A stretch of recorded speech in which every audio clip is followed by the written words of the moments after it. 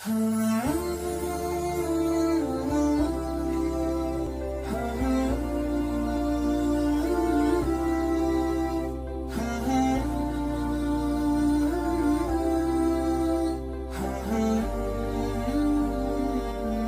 عليكم ورحمة الله وبركاته. بسم الله الرحمن الرحيم. الحمد لله رب العالمين. அல்லாஹ்வுடைய தூதர் முஹம்மது ரசூலுல்லாஹ் ஸல்லல்லாஹு அலைஹி வஸல்லம் அவர்களோடும் அவர்களுடைய தோழர்களோடும் அல்லாஹ் என்னையும் உங்களையும் உலக முஸ்லிம்களையும் ஒன்று சேர்ப்பானாக. ரமதான் கடமையாக்கப்பட்டதன் நோக்கம் என்ன? இந்த கேள்விக்கு எல்லாருக்கும் பதில் தெரியும்ல? தெரியாதவங்க இருக்கீங்களா? ரமதான் ஏன் கடமையாக்கப்பட்டது? எல்லா பயன்லையும் கேட்டிருப்போம். ஏன் ரமதான் கடமையாக்கப்பட்டது? எதை அடைவதற்காக? எதை? தக்குவாவை அடைவதற்காக. இந்த தக்குவா என்ற வார்த்தை அடிக்கடி எல்லா உரைகளிலும் இந்த வார்த்தையை கேட்காமல் அந்த உரை இருக்காது. குறிப்பாக ஜும்ஆவுடைய தினத்தில் இமாம் பலமுறை இந்த வார்த்தையை சொல்லியிருப்பார். நம்மிலே பலர் உறங்கிக் கொண்டு இருக்கலாம் அந்த நேரத்தில். இல்லா மாஷா அல்லாஹ். எனக்கு இந்த தக்குவா என்ற வார்த்தை ஒரு ஆழமான அழுத்தமான ஒரு தாக்கத்தை எமக்கு இன்னும் ஏற்படுத்தவில்லை. அது ஒரு சாதாரண ஒரு வார்த்தையாகத்தான் இன்னும் எம்மில் பலர் பார்க்கிறார்கள். தக்குவாவை பற்றிய உரை என்றால் அது ஒரு சாதாரண உரை. தக்குவாவுடைய சிறப்புகள் பலன் என்றால் அது ஒரு சாதாரண உரையாகத்தான் எம்மிடத்திலே பார்க்கப்படுகிறது. அல்லாஹ் ரப்புல் ஆலமீன் எம்மை மன்னிப்பானாக. யார் இந்த தக்குவாவை உண்மையாக அறிகிறார்களோ, இந்த வார்த்தையுடைய பொருளையும் இது அடக்கி இருக்கக்கூடிய ஆழங்களையும் யார் தெளிவாக அறிகிறார்களோ, அவர்களுடைய ஒட்டுமொத்த வாழ்க்கையும் மாறும். இதை அடைய வேண்டும் என்ற ஒரே காரணத்திற்காக அவன் வாழ்வின் சந்தோஷம், மகிழ்ச்சி எல்லாம் இதை அடங்கியே மாறிவிடும். ஒரு கவிஞர் அழகாக சொல்லுவார், வலஸ்து அரஸ் ஸஆதத ஜமஅ மாலின், நான் மகிழ்ச்சியை செல்வத்தை சேகரிப்பதில் பார்ப்பதில்லை. உண்மையான மகிழ்ச்சி என்ன? வலகின்ன தக்கியு ஹுவ ஸஈது, யார் தக்குவாவை கொண்டிருக்கிறாரோ அவர்தான் உண்மையான மகிழ்ச்சியாளர். ஒட்டுமொத்த உலகத்தை அடைவதை விடவும் யாருக்கு தக்குவா கிடைக்கிறதோ அவர்தான் உண்மையான மகிழ்ச்சியாளர். கண்ணியத்துக்குரியவர்களே, அப்படி என்ன இந்த தக்குவாவில் இருக்கிறது? ஒரு முழு மாதமும் கடமையாக்கப்பட்டது. இன்னும் இந்த மார்க்கத்தில் இருக்கக்கூடிய பெரும்பான்மையான வணக்க வழிபாடுகள் முஃமின்களுக்கு கடமையாக்கப்பட்டதுடைய நோக்கமாக அல்லாஹ் இதை மாற்றுவதற்கு என்ன காரணம்? தக்குவா என்றால் அரபி மொழியில் பல அர்த்தங்கள் இருந்தாலும் விக்காயா என்றால் பாதுகாப்பு, ஒரு அரணது என்ற வார்த்தையிலிருந்து உருவானது தக்குவா.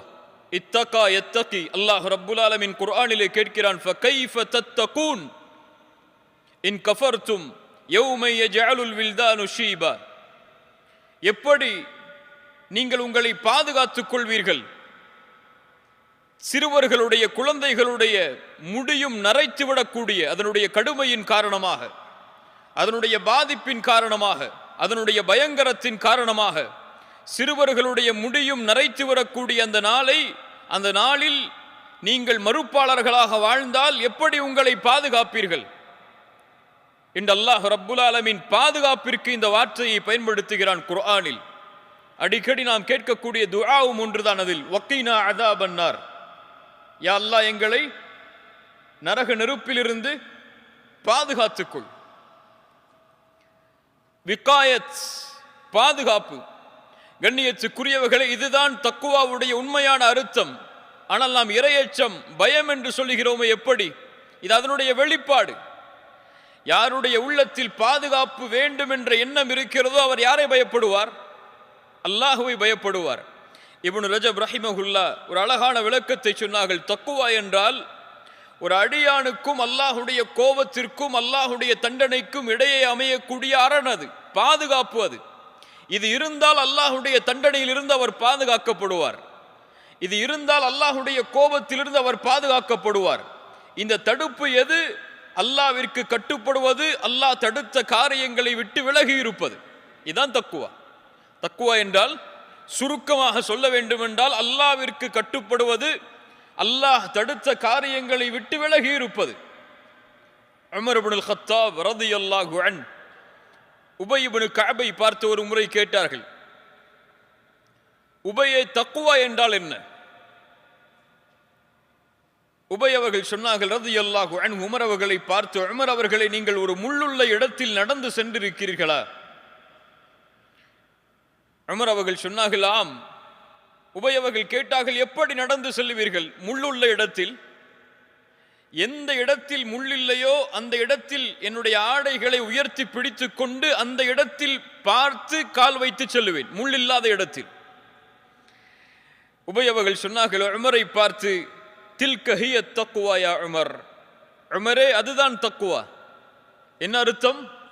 இந்த பூமியில் நீங்கள் வாழக்கூடிய வாழ்நாட்களில், அல்லாஹ் கொடுத்த இந்த வாழ்க்கையில் நீங்கள் ஒரு நிமிடத்தை கழித்தாலும் அதை நீங்கள் சிந்தித்து பார்க்க வேண்டும், அதில் நீங்கள் ஆராய வேண்டும், இது அல்லாஹ்வுடைய கட்டுப்பாட்டில் இருக்கிறதா அல்லது அல்லாஹ் தடுத்த காரியத்தில் இருக்கிறதா? இதை யார் முன்னோக்குகிறார்களோ அதுதான் தக்குவா. இவர்தான் தக்குவாவை உடையவர். கண்ணியத்துக்குரியவர்களே, அந்த நோக்கத்தை, அந்த அர்த்தத்தை உள்ளடக்குவதற்காகத்தான் அல்லாஹ் ரப்புல் ஆலமீன் இந்த நோன்பை எமக்கு கடமையாக்கினான். யா அய்யுஹல்லதீன ஆமனு குதிப அலைக்குமுஸ் ஸியாம் கமா குதிப அலல்லதீன மின் கப்லிக்கும் லஅல்லக்கும் தத்தகூன்.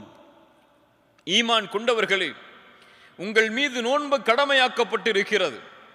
உங்களுக்கு மட்டுமல்ல, உங்களுக்கு முன்னால் உள்ள சமூகத்திற்கும் அல்லாஹ் கடமையாக்கியதை போல் உங்களுக்கும் அல்லாஹ் கடமையாக்கி இருக்கிறான். எல்லா சமூகத்திற்கும் கடமையாக்கப்பட்ட ஒரு கடமை. ஏன் இந்த கடமை? பசியை உணர்வதற்காகவா? இல்லை. தாகத்தை உணர்வதற்காகவா? இல்லை. ஏழைகள் எப்படி வாழ்கிறார்கள் அது போன்ற உணர்வை, அந்த உணர்வோடு நாமும் வாழ வேண்டும் என்ற நோக்கத்திற்காகவா? இதுவெல்லாம் காரணங்களாக இருக்கலாம், ஆனால் நோக்கம் அதுவல்ல. நோக்கம் லஅல்லக்கும் தத்தகூன், நீங்கள் தக்குவாவை அடைந்தவர்களாக மாறலாம். நோன்பை பிடித்தால், நோன்புடைய மாதத்தில் நோன்பை நோற்றால் தக்குவா கண்டிப்பாக கிடைக்கும் என்று அல்லாஹ் சொல்லவில்லை. லஅல்லக்கும் தத்தகூன், நீங்கள் தக்குவா உடையவர்களாக மாறலாம். ஏன்? எல்லாருக்கும் தக்குவா கிடைச்சிரும் சொன்னா ரமதான்ல, ரமதான் முடிஞ்சதற்கு பிறகு ஏன் பாவம் செய்கிறான்? யார் இந்த ரமதானை இது கடமையாக்கப்பட்ட நோக்கத்திற்காக கழிக்கிறார்களோ அவர்களுக்கு இது தக்குவாவை தரும். வெறும் சடங்கு சம்பிரதாயமாக யார் கழிக்கிறார்களோ அவர்களுக்கு பசியும் தாகத்தையும் தவிர எதுவும் மிஞ்சாது. இல்ல மாஷா அல்லாஹ், அல்லாஹ் பாதுகாத்தவர்களை தவிர. ஏன், எப்படி இது தக்குவாவை கொடுக்கிறது? முன்னால் சொன்ன அந்த விளக்கத்திற்கும், தக்குவாவிற்கு சொன்ன விளக்கத்திற்கும் இந்த நோன்பிற்கும் எப்படி சம்பந்தம்? காலையிலிருந்து சஹரிலிருந்து எதுவரை பசியாக இருக்கிறான்? தராஹி வரைக்கும், எது வரைக்கும்? இஃப்தார் வரைக்கும். இஃப்தாருடைய நேரம் வரை பசியோடு வாழ்கிறான். அவனுக்கு முன்னால் என்ன உணவு வைக்கப்பட்டாலும் சாப்பிடுவானா? அவன் நப்சு சொல்லும், அல்லாஹ்விற்கு நீ மாறு செய். பசிக்கிறது, உணவு அதோ இருக்கிறது. தாகிக்கிறது, தண்ணீர் அதோ இருக்கிறது. நீ அதை சாப்பிடு என்று சொல்லும். அவன் சொல்லுவான், அல்லாஹ் தடை செய்திருக்கிறான், சாப்பிடக்கூடாது என்று. ஒரு குழந்தை கூட அதுக்கு முன்னாடி ஒரு சாக்லேட் வைக்கப்பட்ட கையை எடுத்துரும். சுப்ஹானல்லாஹ், இயற்கையாகவே அல்லாஹ் அந்த தன்மைகளை உருவாக்குகிறான். தனக்கு ஹலாலான மனைவியாக இருந்தாலும், அப்பதான் திருமணம் முடிச்சிருந்தாலும் அவனுடைய நப்சு தேடும் அதை, ஆனால் அதை தடுத்துக் கொள்ளுவான். தனக்கு ஹலால் தான், ஆனால் அல்லாஹ் இந்த நேரத்தில் அதை ஹராமாக்கி இருக்கிறான், சஹரிலிருந்து இஃப்தார் வரை. அதனால் அதை நான் நெருங்க மாட்டேன் என்று அவன் தனக்கு கட்டுப்பாடை விதிப்பான், தன் நப்சோடு போராடுவான், தன் நப்சை எதிர்த்து நிற்பான். அல்லாஹ் கூறுகிறான், இந்த தன்மையில் நீ வாழ்ந்தால் இது உனக்கு தக்குவாவை உருவாக்கும். அதான் தக்குவா. நீ இந்த ரமதானில் இப்படி பழகினால், இந்த உணர்வோடு நீ வாழ்ந்தால், உன் நஃப்ஸோடு எப்படி நீ போராடுகிறாயோ ரமதானில், அதை ரமதானில் நீ பெற்றுக்கொண்டால், இதை உணர்ந்து கொண்டால், ரமதான் முடிந்ததற்கு பிறகும் உன் நஃப்ஸோடு போராடுவாய். இதை செய்யாதே, அல்லாஹ் தடுத்திருக்கிறான், இதை செய், அல்லாஹ் ஏவி இருக்கிறான். அதற்குத்தான் ரமதான். இந்த தன்மையில் நம்மை பக்குவப்படுத்துவதற்காக, இந்த தன்மையில் நம்மை வார்த்தெடுப்பதற்காகத்தான் அல்லாஹ் ரமதானை எமக்கு கொடுத்திருக்கிறான். அதனால்தான் அல்லாஹ் ரப்புல் ஆலமீன் இதன் கூலியை மறைத்தான். அதனுடைய காரணத்தை அல்லாஹ் கூறும்போது, அஸ்ஸௌமு லீ வ அன அஜ்ஸி பிஹ், நோன்பு என்னுடையது, அதனுடைய கூலியை நான் கொடுப்பேன். அது நிர்ணயிக்கப்பட்டது கிடையாது. நான் எவ்வளவு நாடுகிறேனோ அவ்வளவு கூலியை நான் கொடுப்பேன். ஏன்? யதஉ ஷஹ்வதஹு வ அக்லஹு வ ஷுர்பஹு மின் அஜ்லி. ஏன் நான் கொடுக்கிறேன் தெரியுமா? அவன் ஆசைகளை கட்டுப்படுத்துகிறான், அவன் தாகத்தை கட்டுப்படுத்துகிறான், உணவை தடுத்துக் கொள்கிறான், விடுகிறான். ஏன்? எனக்காக. நான் சொன்னேன் என்பதற்காக அதை செய்கிறான். அதனால் இந்த நோன்பு என்னுடையது, நான் அதனுடைய கூலியை கொடுப்பேன். சுப்ஹானல்லாஹ்.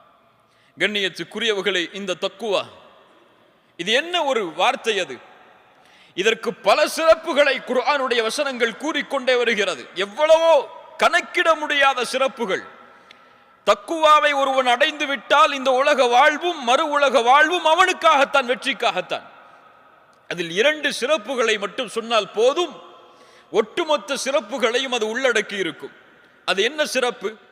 யார் தக்குவாவை அடைகிறார்களோ, யார் இந்த இறையச்சத்தை, இந்த தக்குவாவை உள்ளத்திலே சுமக்கிறார்களோ, அவர்களுக்கு அல்லாஹ் கொடுக்கக்கூடிய பரிசென்ன?